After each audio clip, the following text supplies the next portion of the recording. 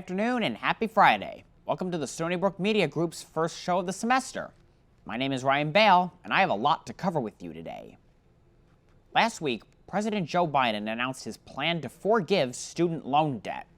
The Department of Education will provide $20,000 to those who have Pell Grants and $10,000 to those without a Pell Grant. The only requirement is that the borrower's income be under $125,000. Education is a ticket to a better life. But over time, that ticket has become too expensive for too many Americans.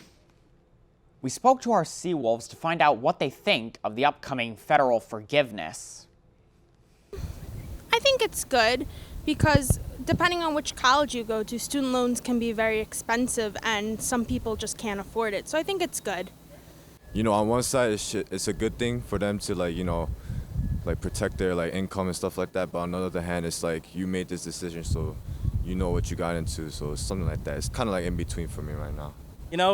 I think it's a very important thing. A lot of people go to other schools where the costs aren't as low. They're not as lucky as us. Like for me, I'm in-state, they get in-state tuition. But say if someone wants to go somewhere else, or if someone even wants to come here and they're out of state, costs may be an issue, and that might be influencing where they want to go.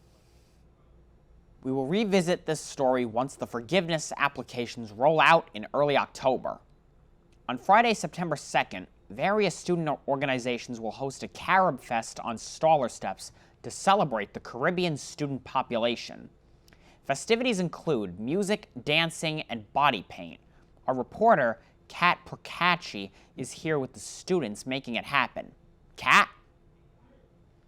Thank you, Ryan. I'm standing here with Akela and Isaiah from Student Engagement and Activities. So Akela, what did it take to plan this event? A lot of hard work and dedication from both on our and our department's student engagement and activities, programs, and traditions, as well as the clubs that we collabed with, Black World, CSO, HSO, as well as USG. Awesome. And Isaiah, what is the significance of this event? So last year we went to our supervisor, Becky, and we asked her, we said, hey, our team is mostly made of Caribbean students, and we really wanted an event that represented that because cultural events are extremely important on campus. So I pitched the idea to her. She was down. So we started planning, and we hope to make it an annual thing. This is our second annual Carib Fest. It's meant to kind of expose students to Caribbean culture on campus because we feel that there isn't really much of a push for students to really get culturally involved unless they're going to club events and stuff like that. So that's why we do collaborate with clubs to really get their message out there. This year we're focusing more on the cultural aspect of it by doing a Juve festival, which is similar to Holi, where it's full of colored powder. It's a festival of colors, and we're gonna have food at SAC, and it's gonna be super fun, and we're really excited for people to enjoy it. Awesome. I'm excited to see the result of all your hard work. Back to you, Ryan. Looks like fun, Kat. Students and fans filled Laval Stadium last night to watch the Seawolves home opener against the visiting Rhode Island Rams.